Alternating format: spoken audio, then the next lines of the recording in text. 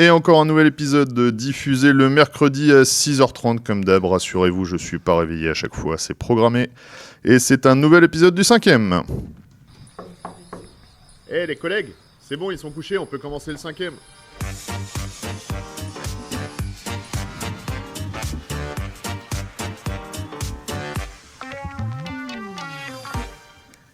Et du coup, derrière le micro, c'est Nico à la grosse voix comme d'habitude. Et à côté de moi, il y a...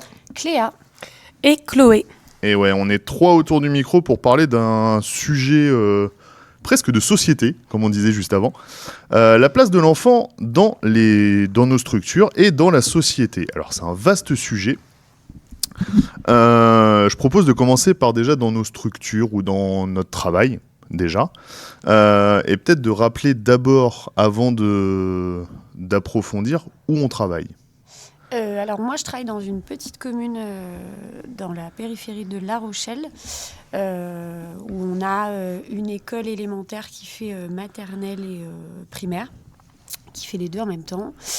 Donc, on est dans un centre de loisirs qui est sous le coup de la mairie, qui est géré par la mairie en totalité. On fait de l'extrascolaire, du périscolaire pendant les vacances et les mercredis.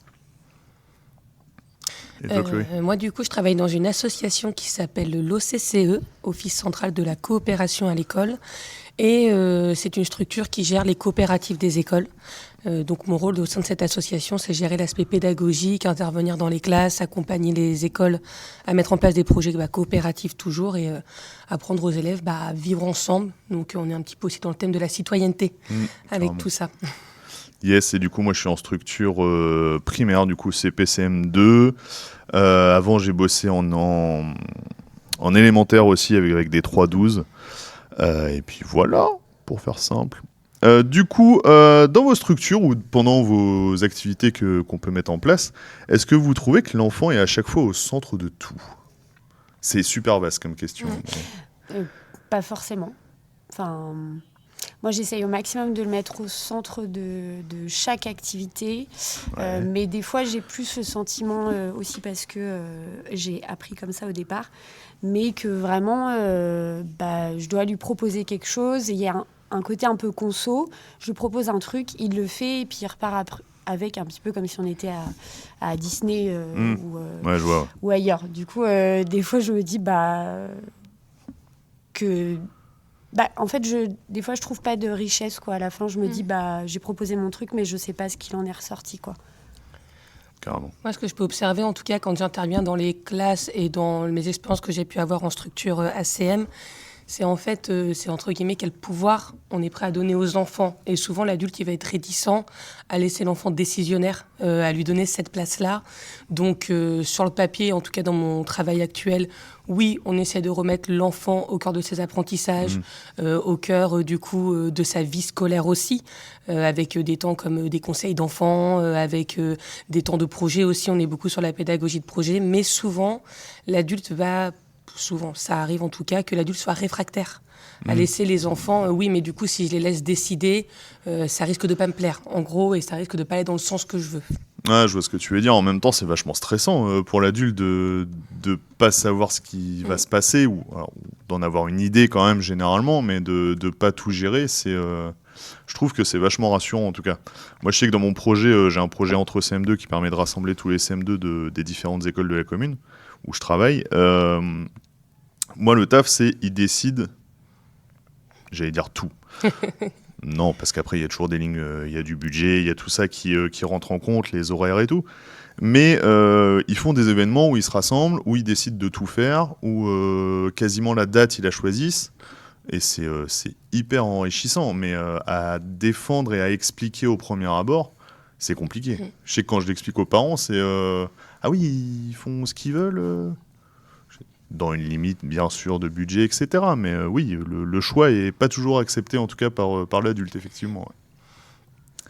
Et du coup, est-ce que vous pensez que même dans la vie cote, c'est toi Cléa qui disais que tu bossais en extra, etc., en extrascolaire, est-ce que tu trouves que l'enfant est toujours mis au centre de tout ? Non. Enfin, moi, j'essaye de plus en plus de le faire, mais comme tu dis, je me retrouve souvent face à des collègues réfractaires qui disent bah non, c'est pas normal, il reste un enfant, alors que pour moi, un enfant reste une personne avant tout, avec un pouvoir de décision, avec la possibilité de faire des choix, et qui des fois d'ailleurs ont plus de naïveté que nous, et du coup je trouve ça encore plus chouette parce que pour eux, enfin vraiment le champ des possibles est énorme. Et moins de freins aussi. Oui, c'est ça. On se met plein de freins. Puis moins de freins sur comment fonctionne tel enfant ou fonctionne tel adulte. Mais moi j'essaye au maximum de les inclure là-dedans, et ce que je me rends compte, c'est que je gagne en autorité, je gagne en calme. Mais du coup, je suis toujours en confrontation avec mes collègues qui disent bah oui, mais tu peux pas lui donner cette place-là. Quel est le risque que je prends, mis à part le fait qu'il fasse une erreur et que du coup, il essaye. Bah oui, carrément. Mais non, dans l'extrascolaire ou même dans le périscolaire, moi, je les responsabilise au maximum. Si j'ai besoin d'un coup de main sur une activité à préparer, je les inclus dedans. Comme ça, ils vont pouvoir m'aider aussi, moi, à me remettre en question. En fait, j'essaye de me mettre à la même hauteur qu'eux. Ouais, carrément. Et de me dire, on est des personnes et on a la capacité d'échanger ensemble, quoi. Ouais, je vois totalement. Moi, je pars toujours du principe que c'est des futurs citoyens, et même techniquement, c'est déjà des citoyens. Et le fait de les prendre pour des grands qui ont une prise de décision, etc., je trouve ça vachement enrichissant, moi. Ouais, mais souvent ils sont étonnés. Enfin, moi, des fois, je pars trop loin dans mes réactions. Par exemple, un enfant va m'agacer et je vais me mettre en colère et je vais dépasser mes bornes à moi. Et du coup, je vais aller voir cet enfant, je vais m'asseoir avec lui et lui dire bon bah écoute, là, je suis allée trop loin. Est-ce que tu peux m'expliquer ce qui t'a gêné dans ce que j'ai fait? Et souvent, Carrément. il me dit mais les adultes, ils font pas ça, Cléa. Ouais. Bah si. Mais c'est important en plus parce que les enfants apprennent aussi par mimétisme. Et tu vois ce que tu fais là, reconnaître, on est humain. Ça nous est tous arrivé de nous énerver contre un enfant, mais avoir cette démarche-là de reconnaître en fait, oui, là, je me suis mis en colère parce que ton comportement a fait que. Maintenant, et prendre ce temps-là d'échange avec lui, ça lui montre aussi comment gérer un conflit, comment le résoudre par la suite. En fait, un conflit, c'est pas juste se faire crier dessus. Ouais. C'est poser il y a une situation problématique et on va la résoudre ensemble par communication non violente quand on essaie de la mettre en place. Je trouvais ça intéressant ce que vous disiez sur l'enfant citoyen, parce que c'est vrai qu'on a tendance, et encore aujourd'hui dans nos sociétés, même si on a beaucoup évolué, à voir l'enfant comme juste un être dénué de capacité de réflexion, on va dire, et qui doit juste être là pour obéir et à suivre ce qu'on a à faire. Et du coup, j'ai fait une formation il n'y a pas longtemps dans le cadre de mon travail où on parlait d'un pédagogue qui s'appelait Korczak. J'écorche peut-être son prénom. Non, c'est ça. Ouais, qui a travaillé dans le ghetto de Varsovie pendant la Seconde Guerre mondiale et qui dirigeait un orphelinat. Et lui, il voyait l'enfant comme un être à part entière, un citoyen, et que du coup, dans son orphelinat, il a mis en place beaucoup de choses.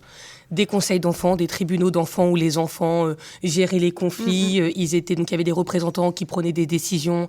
Ils faisaient toute la réglementation de cet orphelinat.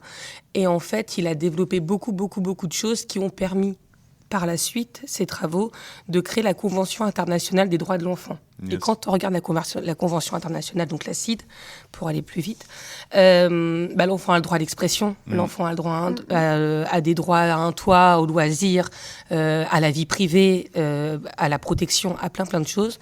Et en fait, j'ai fait un parallèle, mais en fait, aujourd'hui, alors oui, droit au loisir, on les a, un pays comme la France. Ils ont droit à la santé, on est quand même dans un pays assez développé c'est malheureusement pas le cas de tous les pays. Ouais, c'est clair. Mais je trouve que sur le droit à l'expression, on n'est peut-être pas si bon, parce que les enfants et les jeunes, moins de 18 ans, les ados non plus, on les entend pas beaucoup. Et on a tendance à minimiser leurs paroles, je trouve. Ouais, on se leurre vite, je trouve, sur alors pour les plus petits, les moins de 10 ans, à un mur à dessin ou des bêtises. C'est déjà un moyen d'expression, mais un moyen d'expression simple comme ça, alors qu'en fait, il y en a plein d'autres qu'on peut faire qui sont vachement puissants, en fait. Et effectivement, je te rejoins sur le côté ado, où pour moi, on les entend pas assez, on prend pas assez au sérieux leurs paroles, je trouve, en tout cas. Enfin, quand j'ai fait l'épisode, je sais pas si vous l'avez écouté, mais un épisode où j'ai posé des questions à des jeunes de 16 ans qui étaient pendant le BAFA. Et en fait, j'ai juste pris en mode, on s'en fout du BAFA, là je veux juste que soyez vous et vous avez 16 piges et je vous pose qu'est-ce qu'est-ce que vous êtes dans la société d'aujourd'hui, et il est assez fou cet épisode. Je vous conseille de l'écouter d'ailleurs. Je vais l'écouter. J'avoue, j'ai pas eu le temps. Non, mais, mais je ne le prends pas mal, ne t'inquiète pas. Non, mais c'est vachement intéressant juste de leur tendre un micro et de poser une question et vas-y, parle. Je te jugerai pas et c'est génial. Il y a des vrais moments pépites, je trouve. Et d'écouter leurs idées, tout là dans le cadre de la classe. Donc, je participe parfois à des conseils d'enfants, donc ça des conseils d'élèves. Et en gros, ils vont régler des problématiques. Alors, pas des problématiques individuelles de conflit, mais des problématiques de classe. Okay. Et il y en avait une, c'est donc un enfant pose un problème. Moi, j'ai un problème. J'en ai marre que dans la classe, quand la maîtresse part, s'il y a du bazar, on revient punition collective pour tout le monde. Il fait c'est pas juste parce qu'il y a des enfants qui sont sages. C'est peut-être toujours les mêmes qui mettent le bazar. Et en fait, ensemble, ils ont trouvé des solutions. Et je trouvais que c'était intéressant parce que ça reflétait bien aussi notre société à nous, entre les extrémistes qui voulaient mettre une caméra de surveillance dans la classe pour surveiller tout le monde, les anarchistes qui disaient ah bah les punitions. Et en fait, mais ensemble, ils ont trouvé une solution. Alors je sais plus ce que c'était il y a un moment. Mais en fait, je trouvais ça intéressant qu'en fait, les enfants sont capables d'avoir des propositions plus ou moins réalistes, de débattre et de réfléchir ensemble pour trouver des solutions dans leur vie quotidienne et dans leur petite société qu'est l'école ou le centre de loisirs, parce que c'est un peu une mini-société organisée avec des lois, avec des règles, avec du vivre ensemble. Donc non, on peut leur offrir plein de choses. Et ces temps de parole, ils sont hyper importants, je trouve.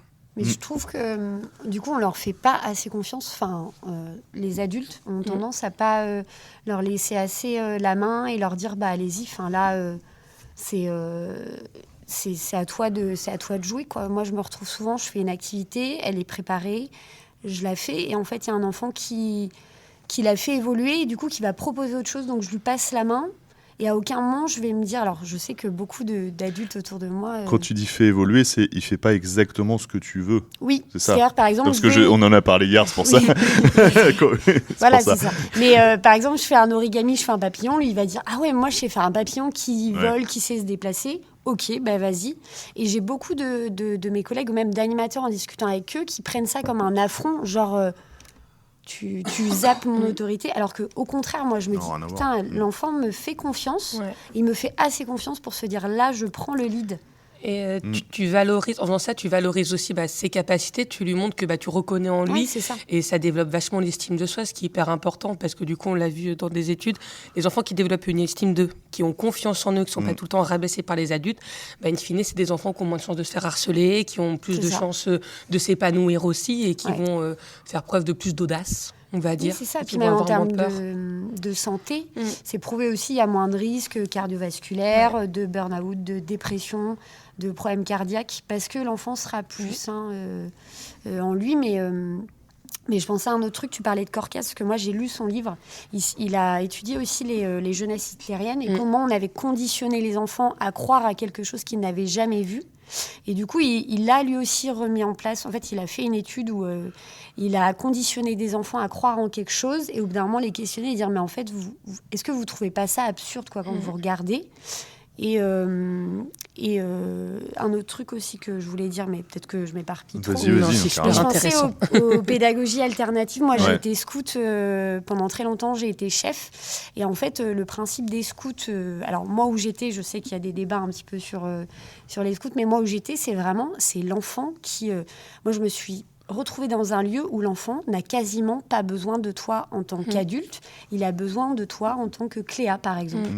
Et ils font évoluer, donc ils ont des petites, ce qu'on appelle des cabanes, je ne vais pas rentrer dans les termes trop techniques, mais des cabanes avec des chefs qui se retrouvent en groupe, et du coup ces chefs vont se retrouver les uns avec les autres pour se mettre d'accord sur ce qui a été ou pas.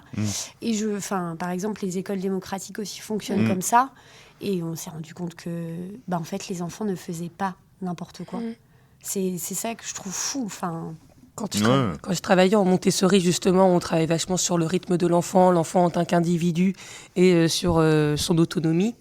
C'était des enfants, en fait, Maria Montessori, elle appelle ça des maisons d'enfants. Déjà, dans une structure où c'est des enfants qui gèrent un peu plus. Et en fait, oui, c'est ça. En fait, c'est eux qui débarrassaient la table, qui mettaient la table. T'avais vraiment toute une vie qui s'installait, et j'ai jamais vu des enfants aussi autonomes, aussi confiants aussi dans ce qu'ils allaient faire. Alors parfois... Et ça, c'était un peu la limite, peut-être parfois des enfants trop individualistes dans cette pédagogie, parce qu'on développe l'enfant, son estime de soi, sa confiance. Donc parfois, le faire groupe peut être un peu plus compliqué sur des tranche d'âge de 6 ans. Mais en tout cas, sur leur capacité, c'était assez impressionnant à voir, quoi.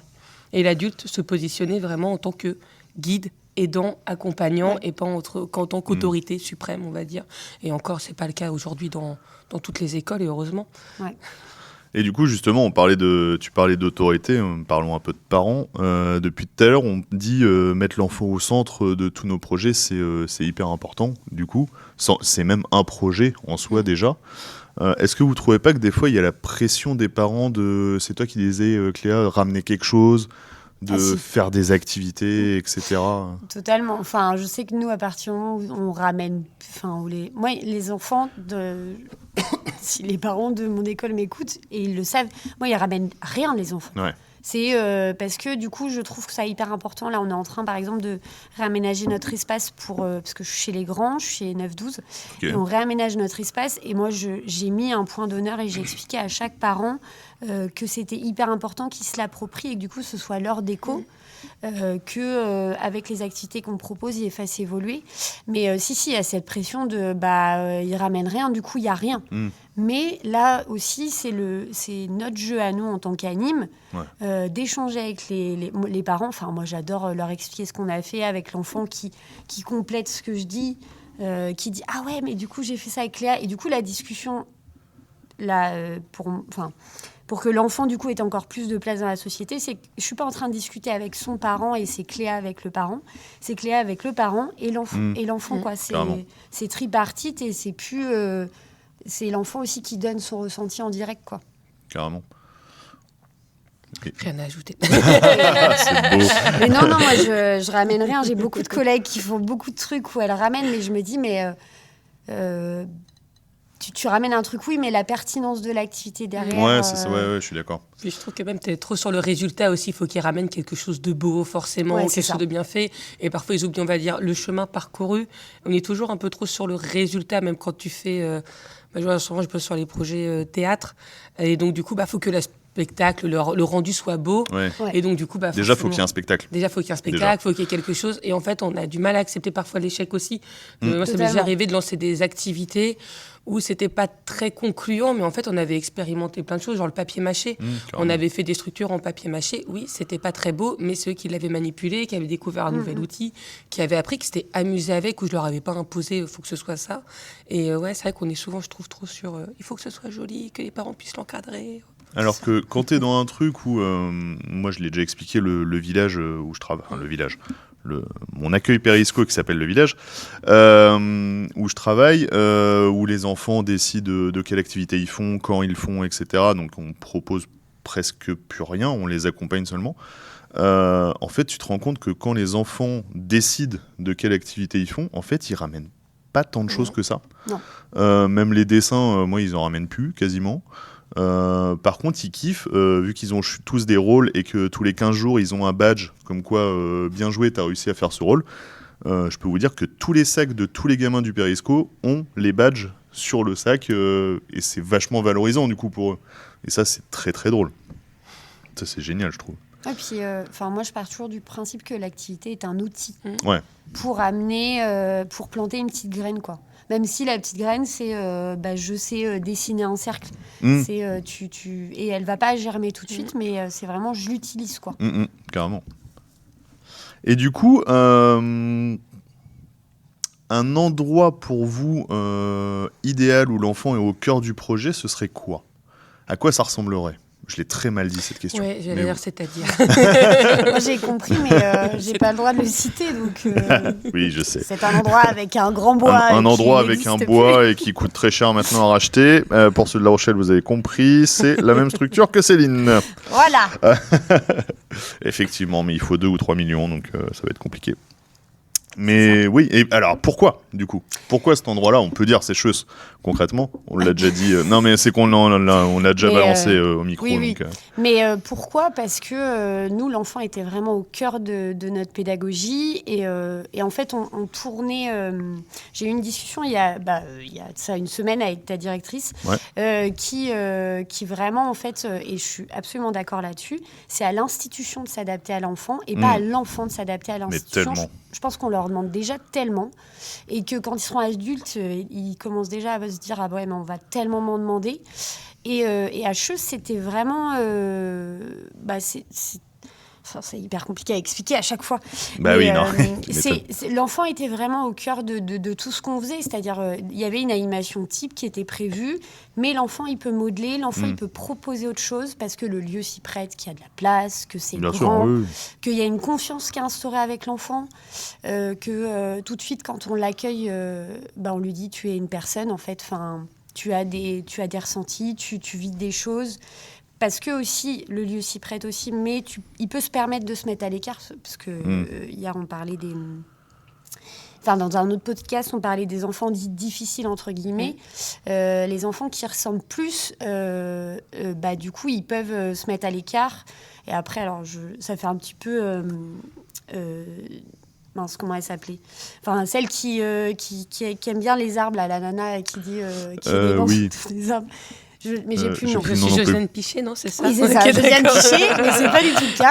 C'est prouvé que la nature apaise les gens, mais sans faire une ode. Non, mais en même temps, oui. Mais c'est prouvé, et du coup, les enfants, ça les repose. Et c'était aussi ce collectif d'adultes qui ne faisait qu'un. Ce que j'allais dire, je pense que c'est presque trop simple de dire que c'est que la structure, que c'est que le lieu, etc. Je pense que l'équipe aussi avait... et soutenu par l'équipe de direction sans doute, parce que moi j'y ai jamais travaillé, mais je suis pas si loin que ça. Puis je connais beaucoup de gens qui y sont passés ou qui ont fini leur carrière. C'est aussi l'équipe qui faisait vivre ça et qui s'est emparée totalement du truc pour mettre l'enfant là-dedans, en tout cas. Mais c'est aussi le cas, moi je vois quand je travaille avec les Francas, c'est aussi le cas, quoi.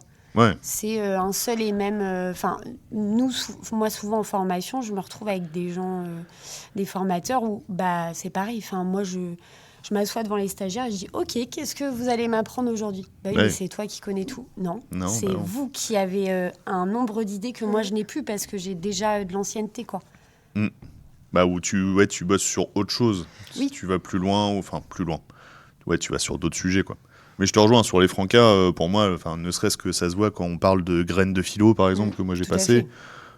Par faire des discussions à visée philosophique avec les enfants, c'est génial. C'est trop bien. Mais malheureusement, ça se développe pas assez. C'est compliqué. Il y a très peu de gens qui sont formés, on va dire, à mettre ça en place. Mais c'est vrai que pour développer l'esprit critique, c'est super intéressant. Ah bah oui. Et pour les écouter aussi. Ils ont plein de choses à dire. Tellement.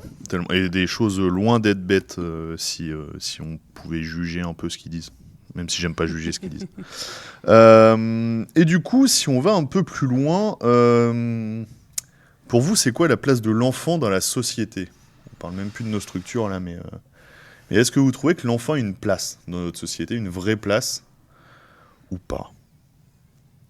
Alors, on en parlait un petit peu tout à l'heure, mais je trouve qu'avec ce qui se passe en ce moment de No Kid, je sais plus c'est No Kid Place, je sais plus c'est quoi le nom, mais des lieux sans enfants. Les wagons, là on en a entendu parler, wagons sans enfants. Les hôtels sans enfants, les restaurants. Et je trouve ça fou parce qu'on a tous été enfants. Les enfants, c'est la vie. Alors oui, un enfant, ça peut crier. Oui, un enfant, ça fait du bruit, ça vit. Et c'est vrai que je trouve qu'aujourd'hui, on attend juste d'un enfant qui soit silencieux, tais-toi et fais ce qu'on te dit, quoi. Et on a beaucoup de jugements et de pression sur les parents là-dessus. Alors effectivement, il n'y a pas de parents parfaits. Il y a des éducations parfois qu'on a envie de remettre en question, sans jugement. Mais ouais, je trouve qu'on est un peu dur, en tout cas dans notre société française, avec l'enfant. Ouais, je suis d'accord avec toi. Et puis, je pense qu'on est dans une société d'image où il faut toujours paraître bien, etc.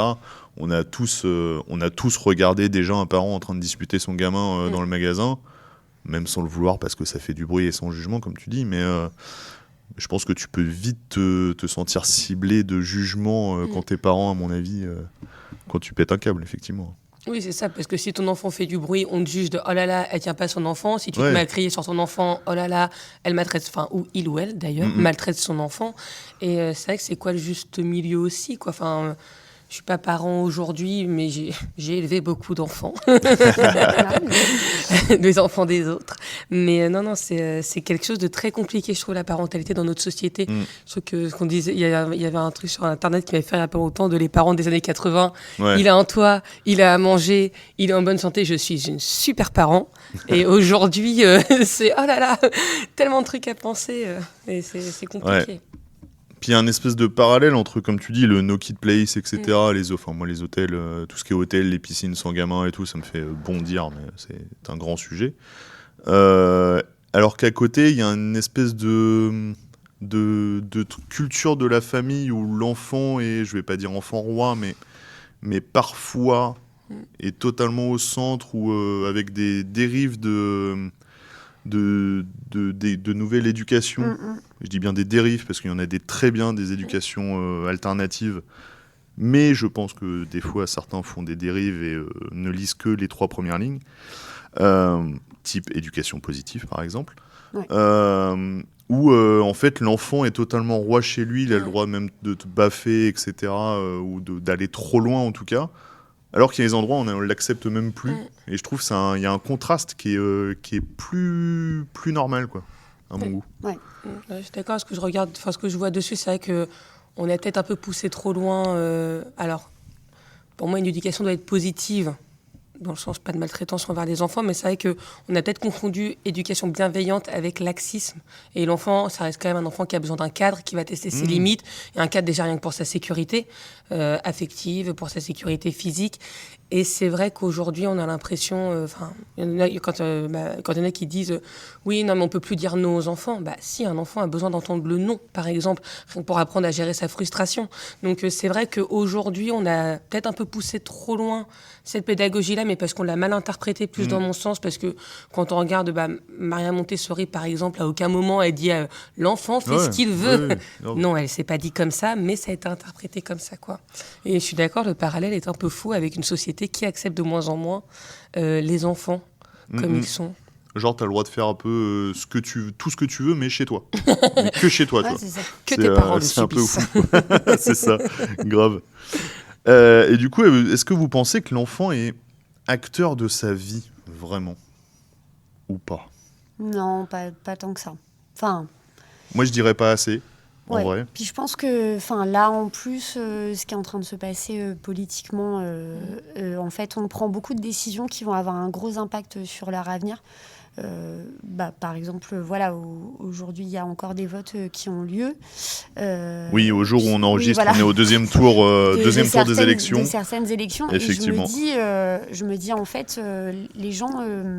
moi, c'est souvent un débat que j'ai avec ma famille, c'est de dire, en fait, les décisions et les votes que vous ne faites pas aujourd'hui auront des impacts sur vos enfants, vos petits-enfants, socialement, économiquement. Et ça, malgré tout ce qu'on pense, les enfants, ils le voient, quoi. Enfin, la phrase qui a été dite par Macron il n'y a pas si longtemps de « il faudra aller se battre », les enfants, ils l'ont très bien enregistré. Moi, j'ai des gamins dans mon école qui m'ont dit plus tard, il faudra qu'on aille se battre. Et donc, je trouve que non, mais en fait... c'est même à petite échelle. Enfin, quand on voit les conseils de jeunes au sein de notre département, il y en a très très peu. Ouais, c'est vrai. Et encore, moi je trouve que les conseils de jeunes où il y a des adultes qui sont présents, alors à la limite un adulte pour animer, mais même pas pour influencer quelconque débat, il y en a tellement peu. Enfin, moi, j'ai qu'une commune à citer où ça a pu fonctionner, quoi. C'est je fais un conseil de jeunes pour faire un conseil de jeunes. Non, en fait... faire un conseil de jeunes, c'est leurs voix ont un vrai impact. S'ils décident qu'ils veulent pas de City Stade, ils veulent pas de City Stade. Enfin, je vois pas à quel moment, moi, par exemple, qui ne vais jamais faire du basket sur un City Stade, carrément. j'ai le moyen de dire si, moi j'en veux bien, dis donc, pour faire... Ne leur faites pas juste choisir les couleurs des panneaux et être poireauté à côté du maire un 14 juillet, quoi. Et donc je trouve qu'à l'échelle nationale, ils sont pas assez représentés. Moi, c'est des discussions que j'ai souvent avec des membres de ma famille qui sont inclus dans des associations de jeunes, des fédérations de jeunes. Et en fait, on ne les écoute pas localement. Et alors nationalement... Ouais, c'est compliqué. on n'en parle même pas, quoi. Enfin... Je pense qu'on ne se rend pas compte du poids de la société sur les épaules de nos jeunes ou de nos enfants même. Enfin, moi, je me souviens je faisais des. Alors, c'était pas de la philo, même si des fois ça dérivait en philo, mais de la discussion pendant les TAP, les temps d'activité périscolaire. Je commençais toujours sur qu'est-ce que vous avez vu cette semaine ou écouté à la radio, à la télé, parce qu'on sait très bien que tous les enfants, même si on essaie de les protéger là-dessus, en fait, vous faites pas de gaffe et en fait, il y a 3 minutes d'infos à la radio le matin quand vous les emmenez à l'école et ils entendent tout. C'était sur le moment des attentats qu'il y a eu à Paris, etc. Donc, j'ai eu de quoi discuter assez longuement. Mais on se rend pas compte de l'anxiété qu'il peut y avoir de cette société qui pèse sur l'épaule de nos enfants ou des gamins qu'on a, quoi. Quand je travaillais en quartier prioritaire dans une ville assez multiculturelle pour la mairie, donc j'étais en antenne jeunesse, et donc du coup je travaillais avec des enfants issus de l'immigration, des Algériens, Marocains, de confession musulmane, et ils m'avaient brisé le cœur un jour en disant « Non mais de toute façon, nous on n'est pas français, ils n'arrêtent pas de le dire à la télé ». Ouais, Et carrément. tu te dis, bah ouais, mais en fait, t'es né en France, tu vas à l'école française, t'es citoyen français.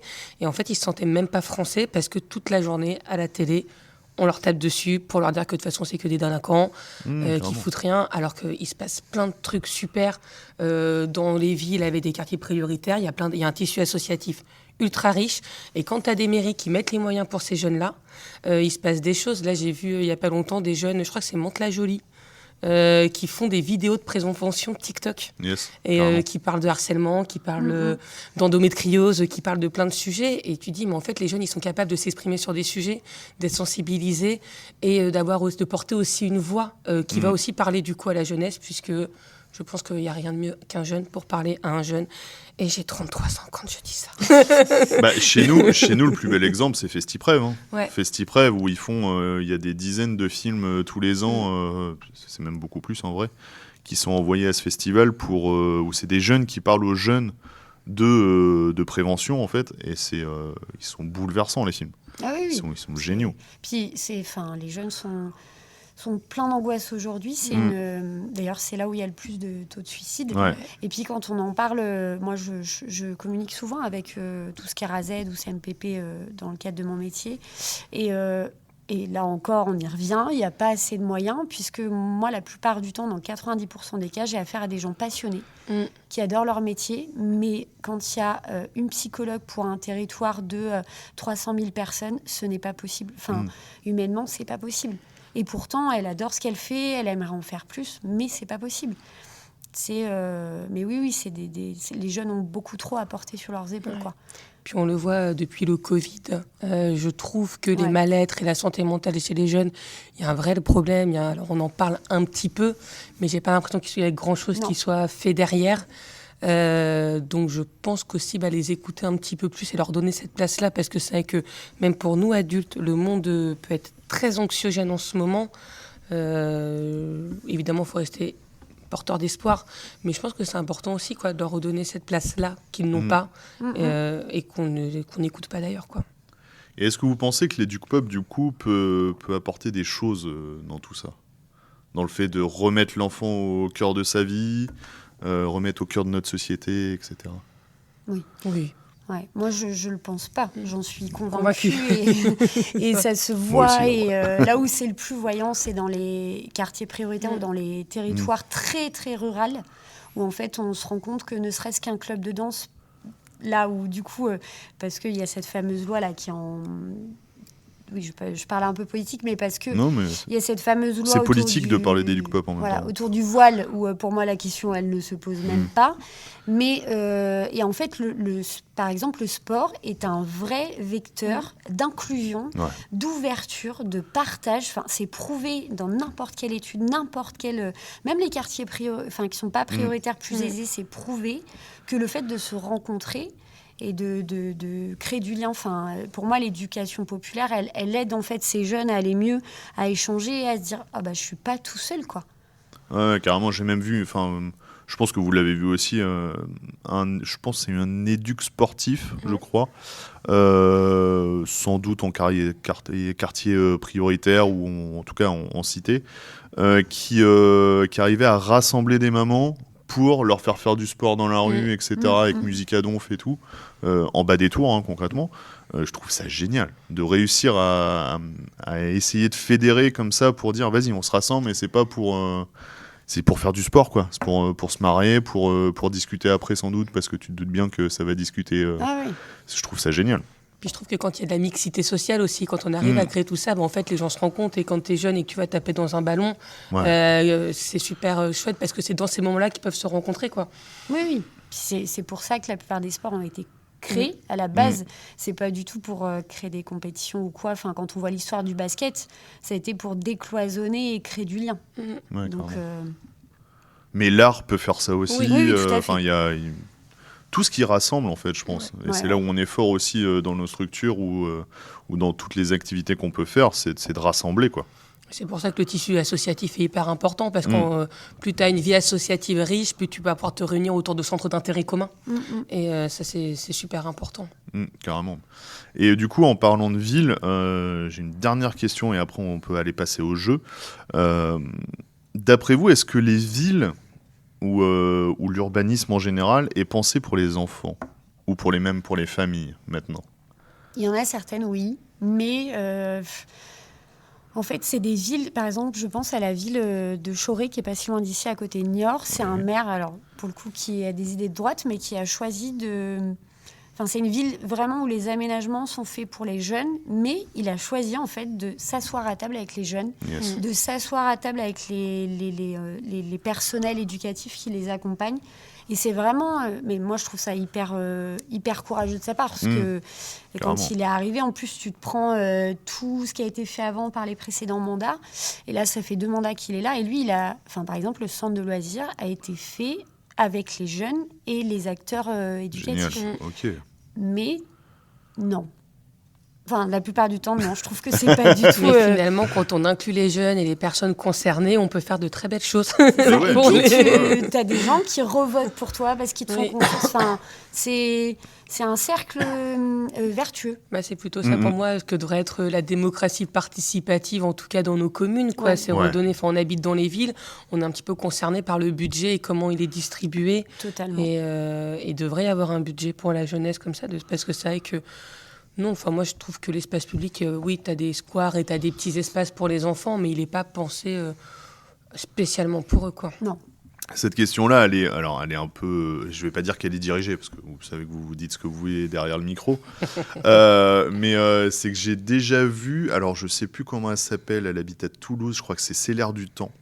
Qui est une maman qui est à Donf, justement, sur tout ce qui est enfant, etc. Et qui parle beaucoup d'écologie et de plein de sujets dans ce genre-là. Et qui faisait un parallèle avec sa ville, justement, et avec les villes en général, où elle disait en fait que les trottoirs étaient de plus en plus petits parce qu'il y a de plus en plus de SUV, donc des routes beaucoup plus larges, et qu'en fait même des gamins ne sont plus acceptés à rouler en vélo parce qu'ils ont moins de 8 ans, et ils ont le droit, sur le trottoir, que c'était compliqué de croiser avec 2 poussettes, etc. Et c'est vrai qu'en y pensant, tu te fais ouais, en fait, même quand tu es en famille et que tu veux te balader avec tes gamins, ça devient plus compliqué, je trouve. Alors que, par exemple, moi, mon frère habitait très longtemps aux Pays-Bas. Ouais. Aux Pays-Bas, c'est la voiture qui est quasiment interdite et qui est quasiment tout le temps en tort. Tout a été fait pour les piétons. Tout le monde a son vélo. Tout le monde se balade à pied. Il y a des transports en commun de partout. Et tu peux être... Enfin, tu as plein de rues qui sont interdites. Mais du coup, les infrastructures sont mises en place et ça a été mis à la base en place pour sécuriser les enfants. Ouais, c'est ça. En même temps, tu regardes même, je vais pas citer où on est ici, mais la rue qui est toute neuve juste en face. Ok, il y a une belle route pour les voitures, c'est cool, mais en même temps, les vélos sont à coller avec les piétons. Ouais. On sait très bien que maintenant, les 2 roues roulent à des vitesses qui sont peu acceptables quand tu as des enfants. Il y a quand même un côté dangereux. Il y a peu de sécurité, malheureusement, des fois, dans ces trottoirs-là aussi, quoi, je trouve. C'est sûr. On passe au jeu. Allez. Et bien justement, il n'y a pas de jeu à la fin. Non, en fait, c'est juste une dernière petite question qui est un peu personnelle. Donc vous savez que vous dites ce que vous voulez, il n'y a pas de souci. On parle d'enfant qui est à sa place. Et ma question, elle est simple, c'est où est-ce que vous vous sentiez à votre place quand vous étiez enfant ? Moi, je peux commencer à répondre si vous Oui. voulez, parce que c'est très personnel et ça demande un peu de réflexion. Alors moi, il y en avait 2 en vrai. J'ai toujours été passionné de musique et du coup, j'ai voulu commencer la musique à 4 ans. Chose qui n'était pas possible au conservatoire de La Rochelle. Donc j'étais tellement embêtant que mes parents n'ont pas arrêté d'y aller, etc. Et j'ai réussi à commencer à 5 ans, alors que c'était 6 à l'époque. Donc ouais, dans tous les cours de musique, parce que ça y est, je découvrais un langage que je comprenais et où j'avais pas de difficultés, alors que je suis nul à l'école. Mais en tout cas, ce langage-là, j'ai toujours eu des facilités, donc ça a été toujours un plaisir de faire de la musique. Et autrement, dans la vie normale, entre guillemets, c'est en pleine nature. Enfin, c'est dans le jardin où je ne côtoyais plus mes parents, où j'étais seul et j'ai jamais eu trop de potes et c'est pas grave. Mais j'étais en train de découvrir la vie et la nature et tout ce qui m'entourait et ça, j'ai toujours adoré. C'est un lieu de ressources maintenant pour moi qui est génial. Et pour moi, j'étais vraiment à ma place dans l'herbe en train de regarder les coccinelles et compagnie, quoi. Ouais, je te rejoins là-dessus, parce que du coup, j'y pensais quand j'étais à ma place enfant. J'ai grandi avec 2 chiens. Ouais. Et du coup, quand j'étais avec eux, dans la nature, dans le jardin, à jouer avec eux. Et aussi, et là, ce sera big up à Marion, si tu passes par là. Ensemble à l'école primaire, on était beaucoup toutes les 2. Et on jouait beaucoup mais avec notre propre imaginaire. Donc, on s'inventait des histoires, on s'inventait des choses. Et dans cet imaginaire-là, un peu fou, de sauver tous les animaux de la planète, sur cette grosse tache noire qui ressemblait à une baleine dans nos cours de récréation, bah ouais, dans ces moments-là, je pense que je me sentais à la place, quoi, dans l'imaginaire et avec mes chiens. Excellent. Moi, je pense que c'est 2 endroits. Moi, j'ai grandi dans le quartier de Saint-Maurice à La Rochelle. Et j'ai toujours adoré ce quartier, aller au périscolaire. J'adorais aller au périscolaire, c'était une passion. Fort heureusement, parce que je faisais 7h30, 19h, donc il valait mieux. C'était mieux. Mais je m'entendais très bien avec mes animatrices. Yes. J'adorais déjà ce monde-là. Je pense que j'avais déjà une fibre qui commençait à naître. Et j'adorais aussi, je vous rejoins sur la nature, avec mon grand-père. On allait souvent du côté de Bessines, à côté de Niort, pêcher. Ou alors j'allais à la chasse avec lui. Alors je déteste la chasse, mais j'adorais. Parce que Mais c'était un moment que t'as Oui, puis kiffé, quoi. son chien aimait pas du tout la chasse. Du coup, on allait se promener Génial. tous les 2. C'est la gamine de 6 ans avec son petit chien comme ça, mais il y avait ce côté déjà très nature et vraiment respiration au milieu des arbres, quoi. Je refais ma Josiane Pichet, mais Je vais être obligé de mettre un extrait. Oui, ça sera le générique de fin. mais c'est vraiment ressourçant, quoi. C'est marrant parce qu'on a tous les droits de citer la Ouais. nature. Ouais, ce que j'allais dire. Ouais, de ouf. Et quand tu vois nos cours bitumés, sans espace vert, et on a besoin de nature, Ah, mais d'arbres, de totalement. courir. Ou soi-disant revégétalisé. Voilà. Yes, et bien merci beaucoup les filles. Merci. Merci à toi. On se retrouve à un prochain épisode. Je vous rappelle que les épisodes sortent tous les mercredis à 6h30 sur toutes les plateformes, Spotify, Deezer, etc., etc. Vous pouvez aussi nous retrouver sur YouTube si cette vidéo a bien marché jusqu'au bout, puisque hier ça n'a pas marché jusqu'au bout, vous le verrez sur une de nos vidéos. N'hésitez pas à liker, commenter, partager et s'occuper des poils de pied de Fanny si elle passe par là. Et on se retrouve la semaine prochaine.